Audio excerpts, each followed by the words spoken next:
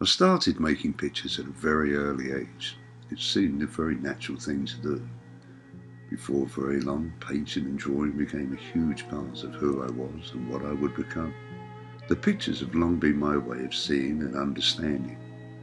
They have enabled me to make some sort of sense out of this bizarre and sometimes bewildering world where we exist. What an extraordinary thing picture making is.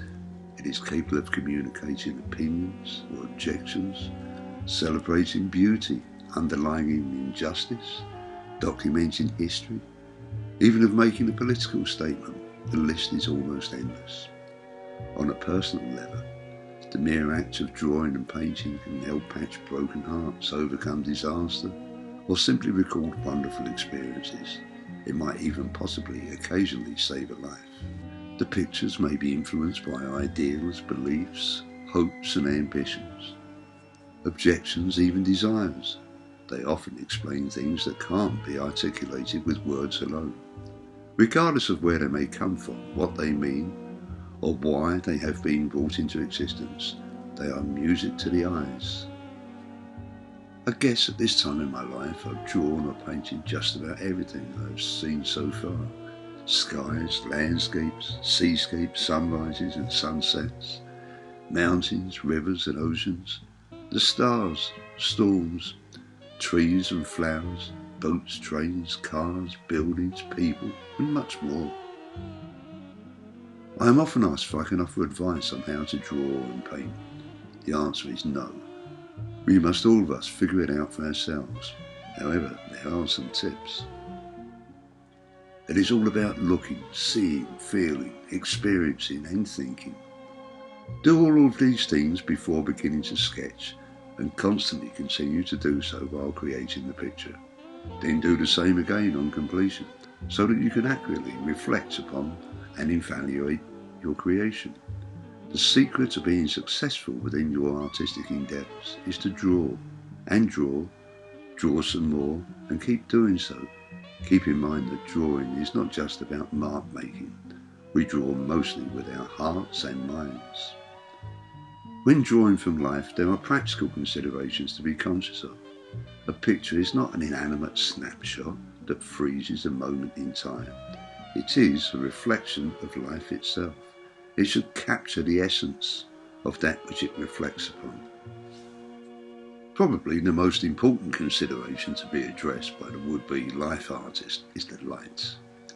Be it natural or artificial, it is not just the direction, strength and the shadows that it casts that determine what the artist should do with it.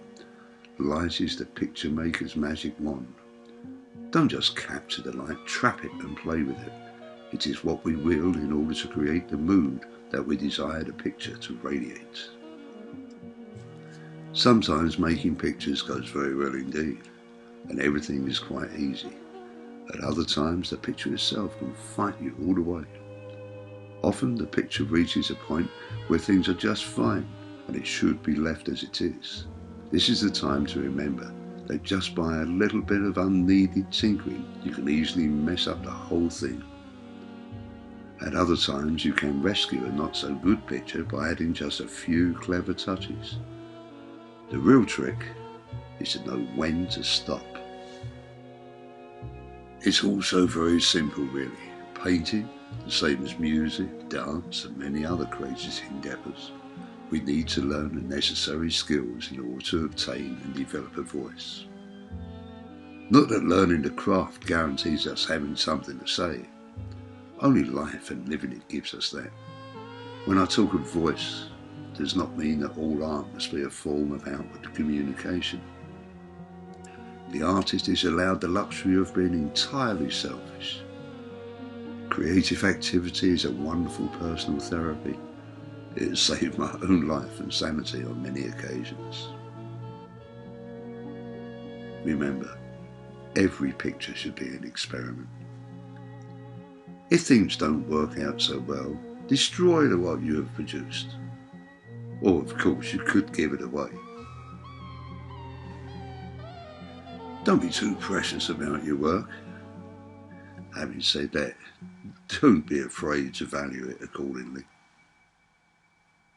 It can be very handy to know about the hues and colours and how they interact.